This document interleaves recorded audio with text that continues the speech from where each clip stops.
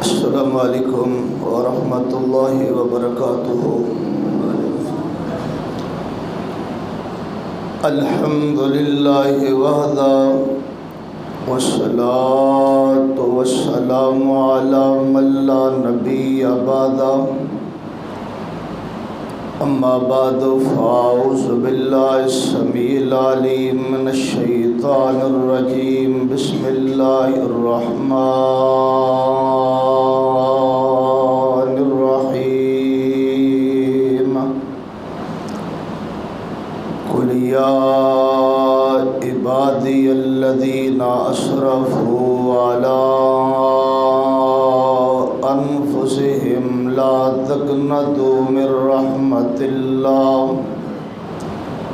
ان اللہ یغفر الذنوب جمیعا انہ هو الغفور الرحیم۔ اللہم صلی علی محمد وعلی آل محمد کما صلیت علی ابراہیم وعلی آل ابراہیم انک حمید مجید۔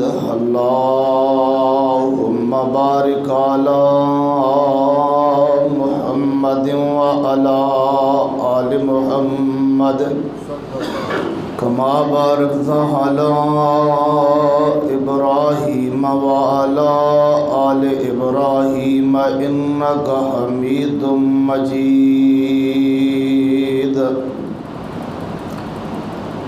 حضرت گرامی قدر،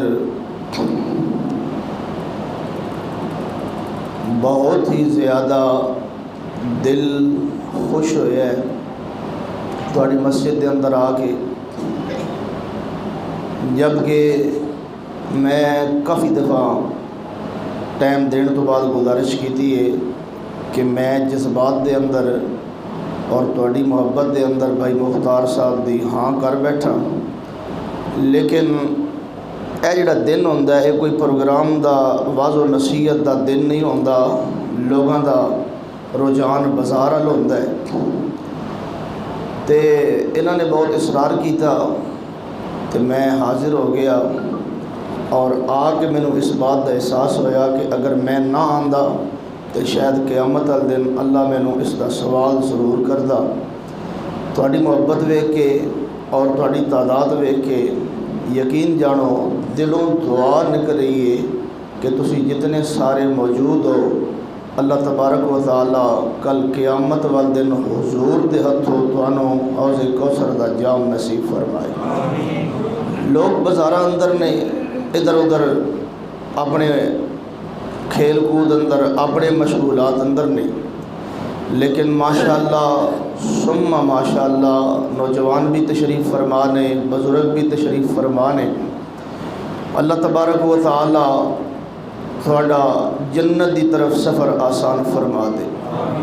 میں بس وقت مختصر ہے تھوڑے کول بھی، اور یقیناً تھوڑے بھی معاملات نے، اس دے پیش نظر مختصر ایک پیغام دے کے اپنی بات کو ختم کراں گا۔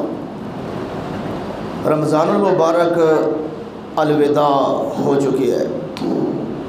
صحابہ کرام دے بارے آندا ہے کہ رمضان المبارک دی آمد تو 6 مہینے قبل دعا کردے رہندے کہ یا اللہ ساری زندگی اندر ماہ رمضان آ جائے، اسی اس تو پہلے فوت نہ ہو جائیے، وفات نہ پا جائیے۔ پھر جدو ماہ رمضان آ جاندہ صحابہ محنت کردے نیکیاں اندر، نیک اعمال دے اندر، پھر ماہ رمضان گزر جاندہ 6 مہینے صحابہ اے دعا کردے رہندے کہ یا اللہ اسا رمضان اندر جو بھی نیک اعمال کیتے نے انہاں نو رد نہ کرنا، اللہ اپنی بارگاہ اندر قبول اور منظور فرما لے۔ یعنی صحابہ دا پورا سال 6 مہینے پہلے 6 مہینے بعد دے اندر رمضان دیاں یاداں دے اندر، رمضان المبارک دی محبت دے اندر گزر جاتا۔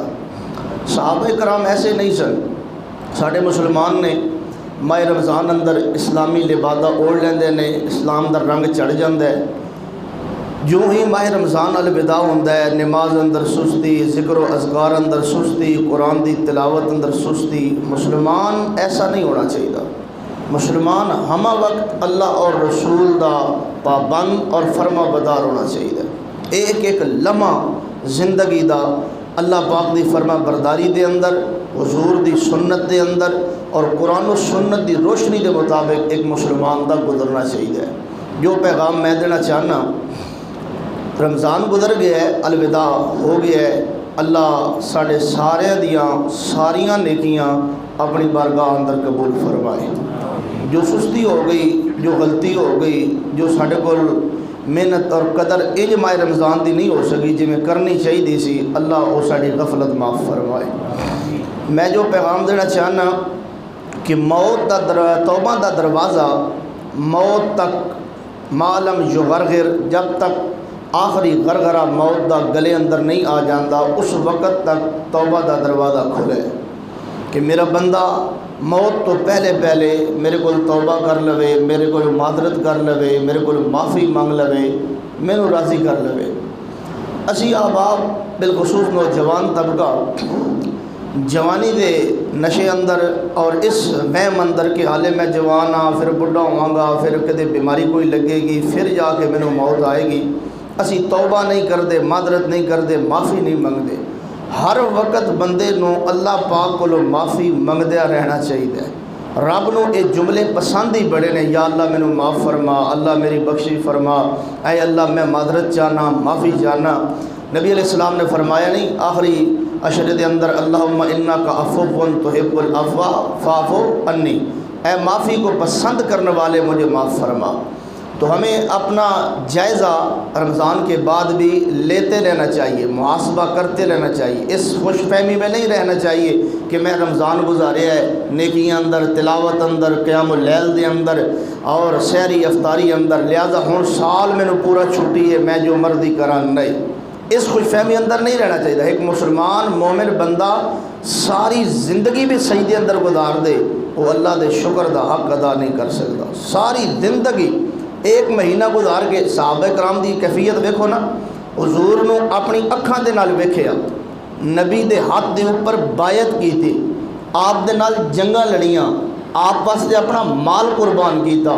اور حضرت عمر بن خطاب فرماتے نے کہ قیامت الدن اگر اللہ فرما دے کہ ساری دنیا جنت میں جائے گی سوائے ایک شخص کے، حضرت عمر فرماتے ہیں اس کے ساری نیکیوں کے باوجود، صحابی ہونے کے باوجود، خلیفہ ثانی ہونے کے باوجود، جہاد جنگ حضور کے ساتھ لڑنے کے باوجود، آپ کی معیت میں سارے کام کرنے کے باوجود، اگر رب فرما دے کہ ساری دنیا جنت میں جائے گی سوائے ایک بندے کے، حضرت عمر بن خطاب فرماتے ہیں میرے دل میں خوف پیدا ہو جائے گا کہیں میرا اللہ مجھے ہی کسی غلطی پہ پکڑ نہ لے. اتنے نیک ہونے کے باوجود ان کا آخرت کے حوالے سے کیا طرز عمل ہے، اور ہم ایک ماہ رمضان گزار کر ادھر عید کا چاند چڑھتا ہے ادھر ہم چاند چڑھا دیتے ہیں، نمازیں لیٹ، تکبیر اولیٰ سے لیٹ. اصل میں جو نماز کی لذت ہے نا اس کو سمجھنے کی کوشش کریں. ایک ہے نماز پڑھنا، ایک ہے نماز اہتمام کے ساتھ پڑھنا، ایک ہے نماز اہتمام کے ساتھ پڑھنا، ایک ہے نماز کو ذوق اور شوق کے ساتھ پڑھنا. آپ کی یہ کیفیت ہونی چاہیے کہ میں نے تکبیر اولیٰ سے پیچھے نہیں رہنا، اذان ہو فوراً مسجد میں تیاری باندھ لے کہ میں نے جماعت کے ساتھ نہیں ملنا، میں نے تکبیر اولیٰ کے ساتھ ملنا ہے، تکبیر اولیٰ کے ساتھ میں نے نماز پڑھنی ہے. ایک تابعی کے بارے میں پڑھ رہا تھا، لکھا تھا، فرماتے ہیں کہ 40 سال ہو گئے ہیں کبھی بھی میری تکبیر اولیٰ قضا نہیں ہوئی. 40 سال ہو گئے ہیں، 5 سال نہیں، 2 سال نہیں، 1 سال نہیں، 40 سال ہو گئے ہیں کبھی بھی تکبیر اولیٰ سے میں پیچھے نہیں رہا. یہ صحابی کی بات نہیں کر رہا. صحابہ کے بارے میں ہم بات کریں تو آپ کہتے ہیں بھائی وہ تو بہت عظیم لوگ تھے، وہ تو بھائی اسلام کے لیے بنے تھے. یہ صحابہ کے بعد کے طبقہ ہے تابعی، میں اس کی بات کر رہا ہوں. کہتے ہیں کہ 40 سال میں کبھی میری نماز تکبیر اولیٰ سے پیچھے نہیں رہی. تو ہمیں چاہیے کہ تکبیر اولیٰ کا اہتمام کریں. نوجوانوں کو چاہیے اذان دینے کا اہتمام کریں، شرمایا نہ کریں. گانوں کے لیے نہیں شرماتے، دنیا داری کے لیے نہیں شرماتے، بازاروں کے لیے نہیں شرماتے، میچ دیکھنے کے لیے نہیں شرماتے. جب اذان کا وقت آتا ہے جی مجھے شرم آتی ہے، میں نے تو کبھی اذان دی نہیں ہے. نبی علیہ السلام نے فرمایا جو مؤذن ہوں گے میری امت کے قیامت والے دن اللہ ان کی گردنوں کو اونچا کر دے گا، وہ دور سے نظر آئیں گے کہ یہ امت محمدیہ کے وہ بندے ہیں جو دنیا میں اذان دیا کرتے تھے۔ یہ شوق پیدا کرے۔ نبی علیہ السلام نے فرمایا کہ اگر تمہیں پہلی صف میں کھڑے ہونے کا اجر و ثواب پتہ چل جائے، پہلی صف میں کھڑے ہونے کا اجر و ثواب اگر تمہیں پتہ چل جائے، اتنا جھگڑا لگے لوگوں میں کہ قرآن دازی کی جائے کہ پہلی صف میں کون کھڑا ہو، کون کھڑا ہو، کون کھڑا ہو۔ ہم مسجد میں بھی آتے ہیں تو ہماری کیفیت ہوتی ہے کہ پچھلی صف مل جائے، وہیں سے پڑھ کے وہیں نکل جائیں۔ پہلی صف میں گیا تو میں پھنس جاؤں گا، پیچھے لوگ جماعت والے کھڑے ہو جائیں گے، پھر نکلنے میں ٹائم لگ جائے گا، میں نے دکان چلانی ہے، میں نے تو بازار جانا ہے، میں نے تو اپنا کام کرنا ہے، بھائی میں پہلی صف میں نہیں کھڑا ہوتا۔ اللہ کے بندوں، پہلی صف کا اتنا اجر و ثواب ہے، پہلی صف والوں پر اللہ اپنی رحمت نازل فرماتا ہے۔ پہلی صف کا اہتمام کریں، نیکیوں میں آگے بڑھیں، پیچھے نہ ہٹ جائیں کہ رمضان گزر گیا ہے تو میں بھی گزر جاتا ہوں۔ نیکی میں آگے بڑھیں، اذان نہیں دیتے یا کبھی نہیں دی تو اذان دینے والے بن جائیں۔ تکبیر اولیٰ کے ساتھ نہیں نماز پڑھتے، تکبیر اولیٰ کے ساتھ نماز پڑھنے والے بن جائیں۔ بغیر مسواک کے وضو کرتے ہیں، مسواک ہمیشہ اپنے پاس رکھیں۔ حضور نے فرمایا السواک مطہرۃ للفم ومرضاۃ للرب، کہ یہ چھوٹا سا مسواک کرنا، منہ صاف ہو جاتا ہے، منہ تیرا صاف ہو جاتا ہے اور اللہ آسمانوں پہ تجھ سے راضی ہو جاتا ہے۔ یہ چھوٹی چھوٹی نیکیاں، ان کو جمع کرنے کی کوشش کریں۔ نیک اعمال کے ساتھ ساتھ توبہ کرتے رہا کریں، رب سے معافی مانگتے رہا کریں، اللہ کو راضی کرتے رہا کریں، رب معاف فرما دیتا ہے۔ اللہ معاف۔ صحابہ کرام تھے، اتنے نیک ہونے کے باوجود اگر ان سے کوئی غلطی ہو جاتی، جب تک حضور کے پاس آ کر معافی تلافی نہ کر لیتے، اس وقت تک چین سے نہیں بیٹھتے تھے، سکون نہیں آتا تھا۔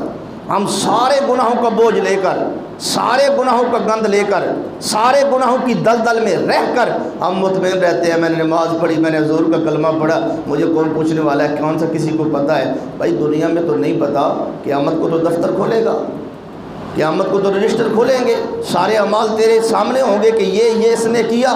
اور قرآن میں ہے، رب فرماتا ہے جب نامہ اعمال کھولا جائے گا، یہی بندہ کہے گا ما لا یغادر صغیرۃ ولا کبیرۃ الا احصاها، کیا ہو گیا ہے، میں تو 20 سال میں جو کیا وہ بھول گیا تھا، 30 سال کی عمر میں نے جو کیا وہ میں بھول گیا تھا۔ لا یغادر صغیرہ ولا کبیرہ الا احصاها، میری چھوٹی بات بھی درج ہوئی ہے، میری بڑی بات بھی اس کتاب میں درج ہوئی ہے، میں تو بھول گیا تھا۔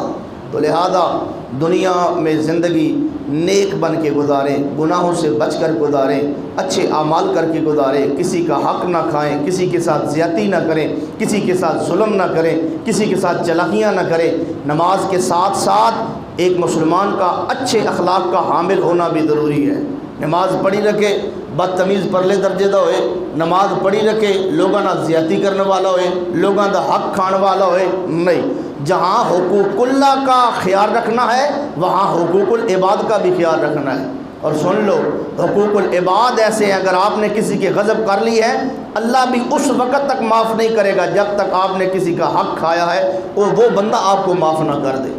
تو لہذا نماز پڑھیں، پہلی صف میں پڑھیں، تکبیر اولیٰ کے ساتھ پڑھیں، لیکن لوگوں کے ساتھ بھی آپ کا رہن سہن اخلاق زبان ایسی ہو کہ جب آپ کا جنازہ اٹھے، گلی کا بچہ بچہ رو رہا ہو اور کہہ رہا ہو کہ آج دنیا سے واقعی ایک عظیم انسان اٹھ گیا ہے، آج ہمارے محلے سے واقعی ایک عظیم انسان چلا گیا ہے۔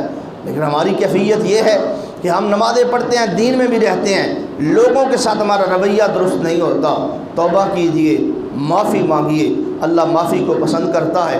ایک واقعہ ذکر کرتا ہوں توبہ کے حوالے سے اور پھر اجازت چاہتا ہوں۔ سرور کائنات محمد الرسول اللہ صلی اللہ علیہ وآلہ وسلم کا ایک صحابی ہے، حضرت ماعز بن مالک رضی اللہ تعالی عنہ۔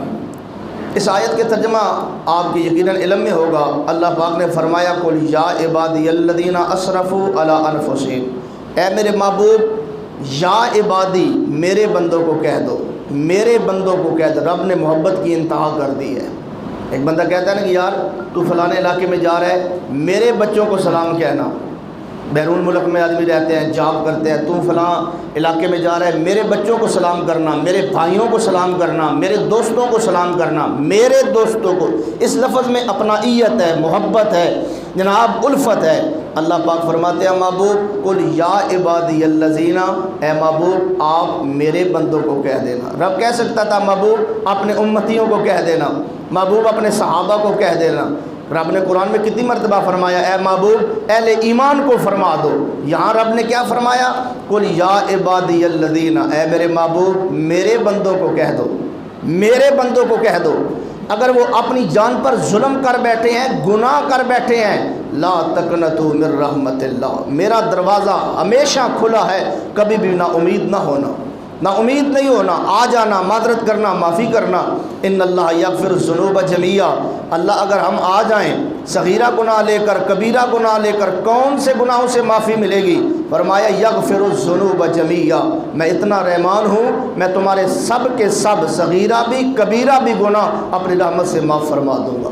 بلکہ قرآن میں ایک مقام پر اللہ پاک نے فرمایا کہ میں تو اس قدر بے نیاز ہوں کہ ہو سکتا ہے میری رحمت جوش میں آئے، میں تمہارے گناہوں کو نیکیاں بنانے پر بھی قادر ہوں گناہ، لیکن میں اللہ ان کو نیکیوں میں تبدیل فرما دوں۔ تو معافی والا انداز لے کے آؤ، معافی والا دل لے کے آؤ، اپنے سارے گناہوں کا اعتراف کر کے آؤ۔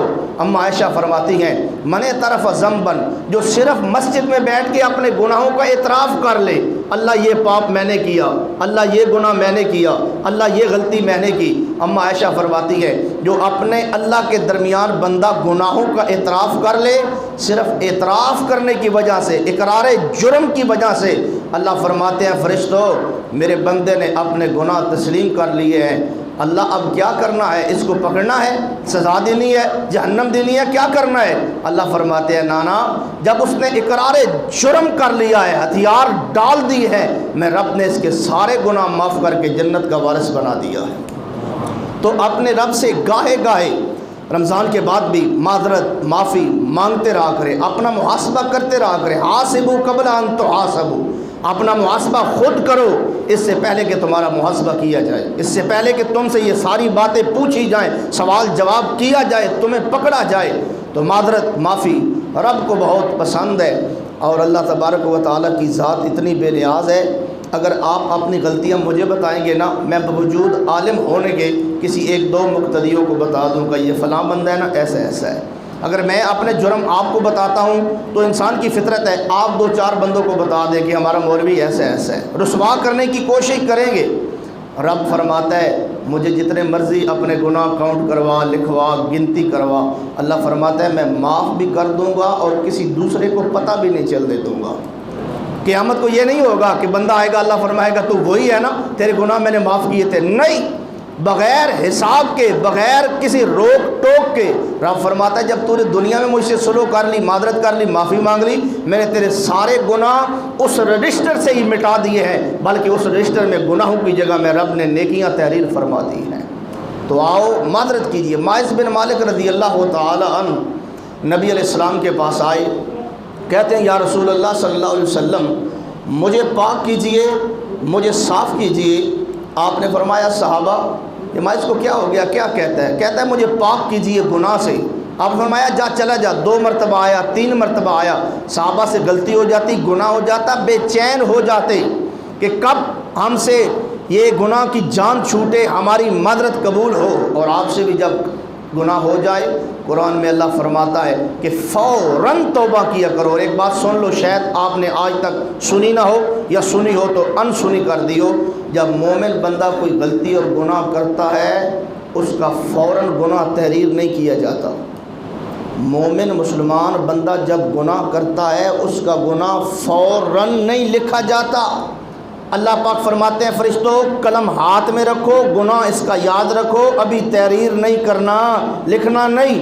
ہو سکتا ہے اگلے ہی لمحے میرا بندے کا ذہن ملامت کرے، دماغ ملامت کرے، وہ مجھ سے معافی مانگ لے، میں رب گناہ تحریر کرنے سے پہلے ہی اس کو معاف فرما دوں گا۔ تو گناہ ہو جائے، غلطی ہو جائے، فوراً توبہ کر لیا کریں کہ اللہ معذرت چاہتا ہوں، غلطی چاہتا ہوں، غلطی ہو گئی ہے، میں معذرت چاہتا ہوں، بھول جاتا ہوں، خطا کار ہوں، کمزور ہوں، انسان ہوں، تیرا بندہ ہوں۔ حضرت ماعز بن مالک رضی اللہ تعالیٰ عنہ نبی علیہ السلام کے پاس آئے اور کہتے ہیں یا رسول اللہ طاہرنی، مجھے پاک کیجئے۔ صحابہ کرام فرماتے ہیں نبی علیہ السلام نے فرمایا ماعز کو کیا ہو گیا، تیسری مرتبہ آیا ہے، اس کا منہ سونگو کہیں شراب تو نہیں پی؟ منہ سونگا گیا، فرمایا نہیں یا رسول اللہ شراب نہیں پی، بالکل مائز ہوش حواس کے اندر ہے۔ فرمایا کیا ہوا؟ یا رسول اللہ مجھ سے گناہ ہو گیا، مجھ سے زنا ہو گیا، گناہ ہو گیا۔ آپ نے فرمایا صحابہ مائز بن مالک کو پکڑو، زمین کے اندر پرو دو، آدھا زمین کے اندر آدھا زمین سے اوپر باہر، پتھر مار مار کر رجم کر دیا جائے۔ حضرت مائز بن مالک کو رجم کر دیا گیا، پتھر مار مار کر ختم کر دیا گیا۔ صحابہ کرام میں دو گروہ بن گئے مسجد نبی میں۔ بعض کہتے ہیں یار جب حضور نے فرمایا تھا کہ معاذ چلا جا، معذرت کر لے، اللہ معاف کر دے گا، مائز کو چلا جانا چاہیے تھا، رک گیا، بار بار آتا رہا، پتھر کھائے، دنیا سے چلا گیا۔ اب پتہ نہیں قیامت کو اس کے ساتھ کیا معاملہ ہوگا۔ اللہ پاک نے حضور کے حجرے میں وحی نازل فرمائی، فرمایا محبوب بار مسجد نبی میں جاؤ، سین میں جاؤ، صحابہ مائز کے بارے میں گفتگو کر رہے ہیں، ان کو کہو استغفروا لمائز بن مالک، مائز بن مالک کے لیے بخشش طلب کرو۔ اللہ نے آسمانوں پہ مائز کی توبہ قبول کر کے رب نے اس کو جنت کا وارث بنا دیا۔ صحابہ دنیا میں معذرت کرتے تھے، نیک ہونے کے باوجود غلطی ہو جاتی تھی، دنیا میں معافی مانگتے تھے۔ تو لہذا آپ بھی گناہوں کو چھوڑنے کا عزم کر لیں۔ رمضان میں اگر کوئی بندہ گناہ نہیں چھوڑتا، یہ نیت لے کے پھرتا ہے کہ رمضان میں تھوڑا ہولڈ کرتے ہیں، جو ہی رمضان گزرے گا پھر گناہوں کو شروع کر دیں، تو آپ کس کو دھوکہ دے رہے ہیں؟ اللہ فرماتے ہیں مجھے دھوکہ دینے کی کوشش کرتے ہو، حالانکہ دھوکہ تم اپنے آپ کو دے رہے ہو۔ گناہ چھوڑ دیں، برے کام ان سے نفرت کریں، چھوڑ دیں، مسجد سے محبت، نماز سے محبت، قرآن کی تلاوت سے محبت، علماء سے محبت، نیک لوگوں سے محبت، مسجد میں آنا جانا بیٹھنا، اسلامی پروگراموں میں جانا، یہ سارا سلسلہ آپ بحال کر دیں۔ گناہ کی محفل چھوڑ دیں، بری محفل چھوڑ دیں، برا اڈا چھوڑ دیں، برے دوست چھوڑ دیں۔ جب آپ کا ذہن مائنڈ اس طرح بن جائے گا کہ میں اپنے آپ کو حضور کے سامنے شرمندہ نہیں کرنا چاہتا۔ علامہ اقبال نے پتہ کیا کہا ہے؟ علامہ اقبال کہتا ہے اللہ قیامت والے دن بغیر حساب کے جنت دے دینا، بغیر حساب کے جنت دے دینا، اور اے اللہ اگر حساب لینا ناگزیر ہو جائے کہ لینا ہی لینا ہے، اے اللہ میں تجھ سے دعا کرتا ہوں میرے نبی کے سامنے میرا حساب نہ لینا۔ اگر حضور کے سامنے حساب ہوا، میرے گناہ نکلیں گے، میری نافرمانیاں نکلیں گی، میری غلطی نکلیں گی، حضور کے سامنے مجھے شرم آئے گا، حضور کے سامنے میرا حساب نہ لینا۔ آج ہم چھپ کے گناہ کر لیتے ہیں، رات کے اندھیروں میں کمروں میں گناہ کر لیتے ہیں، اور ہم یہ سمجھتے ہیں کہ ہم بالکل پاک صاف ہیں۔ قیامت کا دن ہوگا، ایک ایک بات کھل جائے گی، اوپن ہو جائے گی، اور آپ اندازہ کریں اللہ کی قسم اگر میرا باپ موجود ہو اور مجھ سے کوئی بندہ حساب کتاب شروع کر دے تو میں ڈر جاؤں گا کہ میری شرم آئے گی، میرے باپ کے سامنے مجھ سے پوچھ رہا ہے، کوئی غلطی ہو گئی، کوئی گناہ ہو گیا۔ باپ کے سامنے یہ کیفیت ہے، ایک طرف حضور موجود ہوں، ایک طرف اللہ تبارک و تعالیٰ بندے کا حساب لے رہا ہو اور لکھا ہو کہ نبی پاک تیرا تو یہ فرمان تھا لیکن تیرا امتی یہ کرتا رہا، تیری تو یہ شریعت تھی تیرا امتی یہ کرتا رہا، تیرا تو یہ سنت تھی تیرا امتی یہ کرتا رہا۔ آپ اندازہ کریں کتنا شرم آئے گا، کتنا شرم آئے گا حضور کے سامنے حساب دیتے ہوئے۔ تو لہذا میں درخواست کروں گا کہ اپنے آپ میں چینجنگ لائیں، تبدیلی لائیں۔ اگر زبان کے سخت ہیں اپنی زبان میں نرمی لائیں، اگر زبان کو گلے کا غیبت کا جھوٹ کا چسکا ہے تو اپنی زبان کو کنٹرول میں رکھنے کا عادی بنائیں، اور اللہ اللہ اپنی زبان پہ ذکر و اذکار جاری رکھا کریں۔ اگر آپ کسی کا حق مارنے والے ہیں پڑوسیوں کے ساتھ زیادتی نہ کیا کریں، پڑوسیوں کا خیال رکھا کریں۔ حضور نے فرمایا اگر گھر میں گوشت بناؤ گوشت زیادہ نہ خریدو، اپنے اس امتی کو بھی خیال رکھا، حضور نے تنگ نہیں کیا کہ گوشت زیادہ خریدو، نہیں، فرمایا اس گوشت میں پانی زیادہ ڈال لو، اپنے پڑوسی کو بھی ضرور سالن دیا کرو، اس کو بھی ہدیہ کیا کرو۔ اس طرح کرنے سے آپ کے گھر میں، آپ کی اولاد میں، آپ کے مال میں، آپ کے کھانے میں اللہ آسمان سے برکت کا نزول فرمائے گا۔ تو یہ مسلمان کہاں ہیں؟ ہم صرف اتنے مسلمان رہیں کہ مسجد کی حد تک، نماز کی حد تک، باقی سب کے حقوق بھی ہڑپ کر جاؤ، سب کے ساتھ زیادتی بھی کر لو، اللہ اللہ بھی کرتے رہو۔ ایسے نہ کیا کریں، بدلنے کی کوشش کریں، اللہ سے معذرت کرتے رہا کریں، اللہ سے معافی مانگتے رہا کریں۔ میں نے آپ کا بہت زیادہ وقت لے لیا، میں دعا گو ہوں اللہ تبارک و تعالیٰ میرے سمیت ہم سب کو معاف فرما دے۔ اللہ تبارک و تعالیٰ جو کچھ سنایا اس پہ عمل کی توفیق عطا فرمائے۔ وآخر دعوایا ان الحمد للہ رب العالمین۔